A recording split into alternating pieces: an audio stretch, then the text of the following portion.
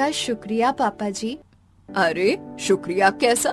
जब तू हमारे लिए इतना कुछ कर रही है तो हम भी तो कर सकते हैं ना तेरे लिए। और वैसे भी स्वादिष्ट खाना अगर खाना है तो थोड़ी बहुत मेहनत तो हमें भी करनी पड़ेगी। सही बात है, ठंड वैसे भी बहुत ज्यादा है और मैं जानता हूँ कि परसों रात को तुम्हें बुखार भी हो गया था ठंड की वजह से, लेकिन तुमने किसी से कहा नहीं। अजय की बात सुनकर सोनाक्षी कुछ नहीं बोलती और अब वो आराम से शेड के नीचे बैठकर सर्दियों में चूल्हे पर खाना बनाने लगती है। सोनाक्षी का सभी के साथ बढ़ता प्यार देखकर तो अब रेखा को और जलन होने लगती है। ऐसे ही एक शाम सुषमा हाथों में ढेर सारे कपड़े लिए हुए रेखा के पास जाती है।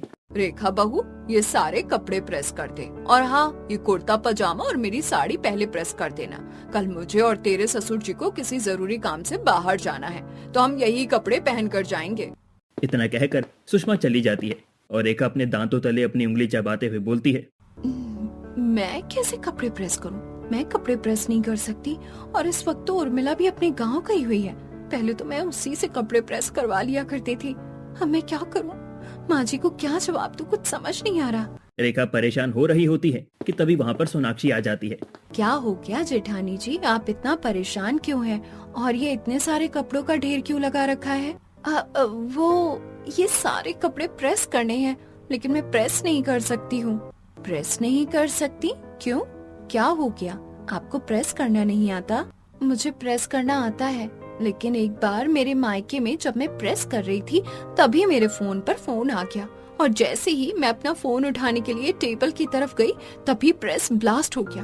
तब से मेरे दिल में ना प्रेस को लेकर बड़ा डर बैठा हुआ है। उस दिन के बाद मैंने कभी प्रेस को हाथ नहीं लगाया। अरे कोई बात नहीं, मैं हूँ ना, मैं कर दूंगी ये सारे कपड़े प्रेस, आप चिंता मत कीजिए। सोनाक्षी बड़े ही प्यार से रेखा की तरफ देखती है, एक एक करके सारे कपड़ों को अच्छे से प्रेस करना शुरू कर देती है और साथ ही रेखा की प्रेस को लेकर डर वाली बात किसी से भी नहीं कहती है। मेरी देवरानी तो कितनी अच्छी है। मैंने जलन में हमेशा इसके लिए कितनी मुसीबतें पैदा की, लेकिन फिर भी मेरी मदद कर रही है। मैं ही गलत थी, मुझे ऐसा नहीं करना चाहिए। अब से मैं कुछ भी गलत नहीं करूँगी। कपड़े प्रेस हो जाते हैं, सोनाक्षी वहाँ से चली जाती है और जाकर चूल्हे पर खाना बनाने लगती है। तभी वहाँ पर रेखा आ जाती है।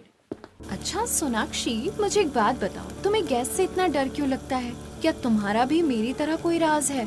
हाँ दीदी, आपने सही कहा। दरअसल बात यह है कि मैं 5 साल की थी और अपनी माँ के साथ अपने मामा के घर थी। 5 साल की सोनाक्षी ममता के साथ अपने मामा के घर पर रहने के लिए गई हुई थी।